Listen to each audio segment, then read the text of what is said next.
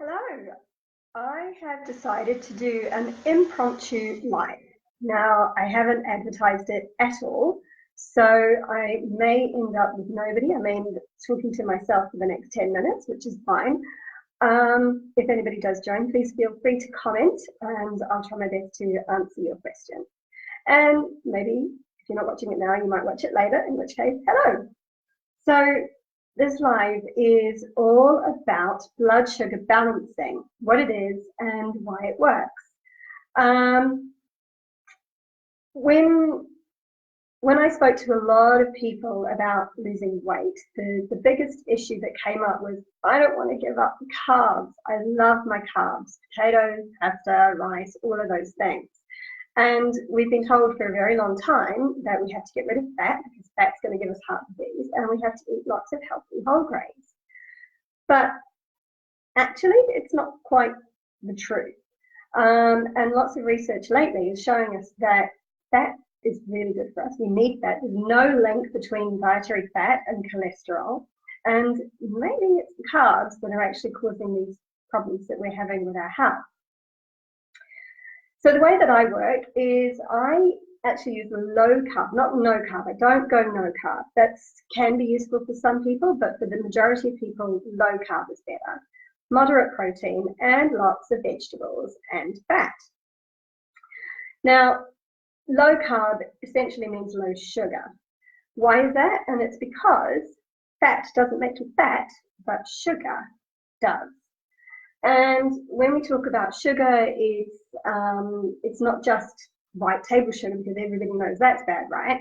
But it's also, there's lots of sugars in potatoes and pasta and rice and things like that. And those are the things that we need to be looking out for as well. So why does it work? So when you eat sugar or those fast releasing sugars like carbohydrates, it goes into your stomach and it breaks down into simple sugars.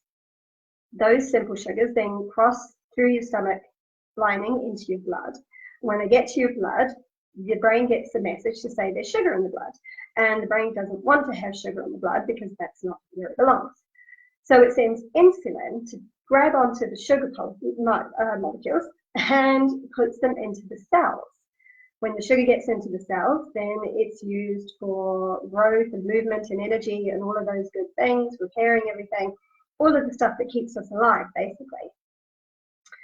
But when it's done all of those things, if there's any of that sugar left over, it stores it for later, around the middle. And the problem with our lives these days is that there is no later. Because the second we get hungry again, we go, oh, I'm hungry.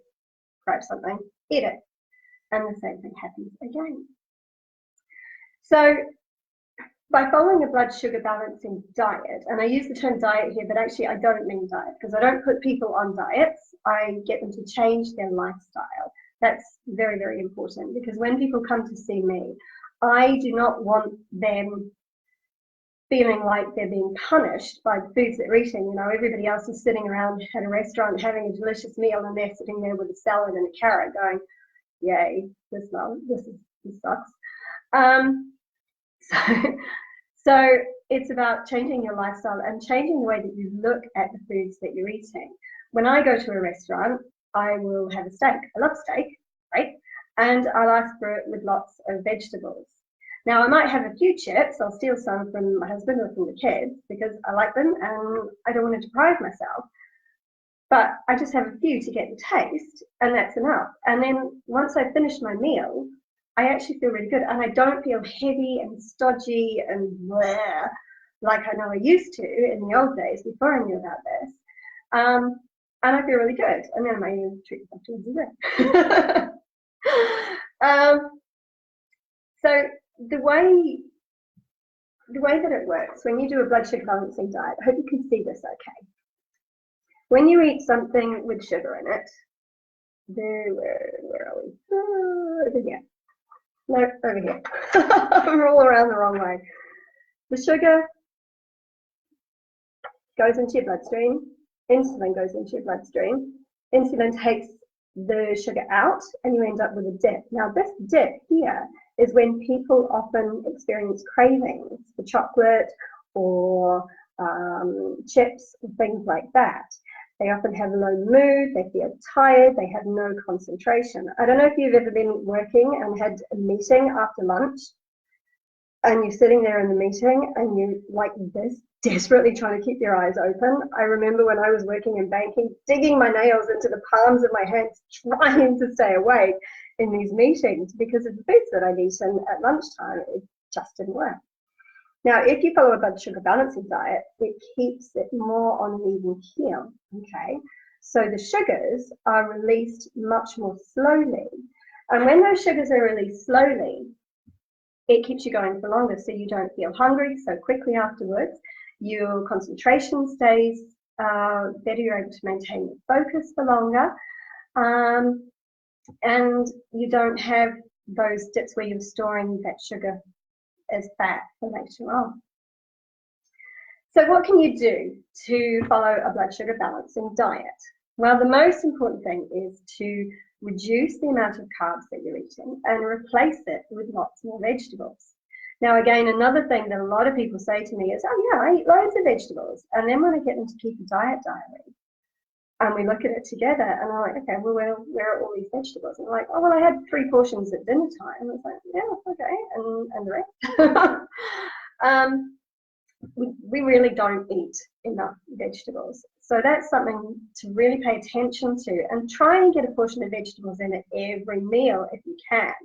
Now, if you're used to having a croissant or cereal for breakfast, you're going to go, how am I going to get a vegetable in there? Okay, fine. I don't really recommend having a croissant for breakfast, and most cereals neither. But if that's what you're relying on, overnight oats is a really good choice for breakfast. Maybe have a raw carrot as a snack later on in the day to make up the vegetables. Then, think about salad for lunch, think about lots of vegetables in your dinner. When I do spaghetti bolognese at home for the kids, I add a tin of lentils into the bolognese to increase the plant food in there for the kids, and they don't even notice it. So, there's lots of ways that you can do it to get veg in. Another thing you can do is to limit yourself to 2 portions of fruit per day. Now, everybody says to me, oh yeah, but I eat loads of fruit. Fruit's good for you, right? Yeah, fruit is good for you because it comes in a package with lots of vitamins and minerals and fiber, but it also comes with a lot of sugar. So if you're eating too much fruit, you're getting a shed load of sugar in your diet. So I say maximum 1 to 2 pieces of fruit per day. Now, the next trick is when you eat fruit, always have it with some protein. And what the protein does is it slows down the digestion of the sugars so that it keeps you going for longer, and you don't end up with that spike and dip, and that you get your nutrients, your fiber, all of the vitamins from the fruit, but you're not having that extra sugar that's being packed away for later.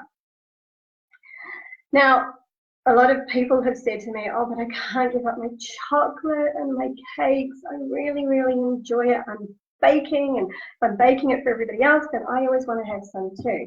Okay, that's fine. I don't want anybody to deny themselves treats. You've got to live, right? So if you really like to have chocolate, then have a piece at the end of your meal. Don't leave it until the kids have gone to bed and you're sitting down in front of the TV and then think, I'll have a piece of chocolate now, because one piece will soon become most of the bar, okay? So if you have your chocolate at the end of the meal, it's going to go in with all of the rest of the foods that you've been eating, and the sugars won't have the same impact, and the same with a piece of cake. So there's lots of little things that you can do to make small changes that have a big impact. You don't have to give up all your carbs. You don't have to give up your chocolate. You don't have to give up your cakes. All you need to do is think about it and be mindful. Now, I actually don't like that word, mindful. It's a big buzzword at the moment, but it really does sum up exactly what you're doing. You're thinking about what you're putting into your body and when, and you're not denying yourself the things that you enjoy. Because like I said, you know, if everybody else is getting it and you're sitting there going, oh, it's so unfair, I really want to have cake, it's only going to make it worse for you, because when you do eventually give in, and you will, you're going to eat the entire cake and then you're going to feel like shit. So stop yourself from feeling like shit by having a little bit of cake. Not every single day, okay? I definitely don't recommend doing it every day, but just eat it with your meal at the same time, and then it minimizes the effect. Now, that's it for today. It was only going to be a short one because it's the first one that I've done. I will be doing more of these with lots of tips and tricks on how you can lose weight. And if you are interested, I also have some programs. So I have a one-to-one program, drop a dress size in 6 weeks. My goal is to get 100 women to drop a dress size before Easter. So if you would like to be one of those women, then feel free to PM me. I also have 2 other options. I've got a weight loss group, which meets in Luxembourg every Monday afternoon or Monday evenings. And the ladies who have been in that group, we've been going for about 12 weeks now, they've had consistent weight loss nearly every single week.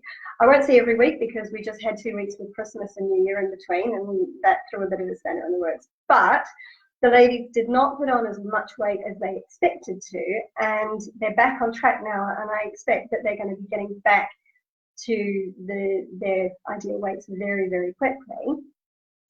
And if you're not in Luxembourg, or if you can't come to the meetup groups, I also have an online option where we have a Facebook group, and we essentially do the meetups online on Facebook Live. So if you have any questions, then you can post it there, and I'll try to answer them in the Facebook Live. And you get all of the other benefits that the one-to-one and the meetup group get, but without having to be present. So that's it for today. Thank you. I had a lot more people join than I expected. It was great to see you all. And please feel free to share my live and look out for the next one. Bye.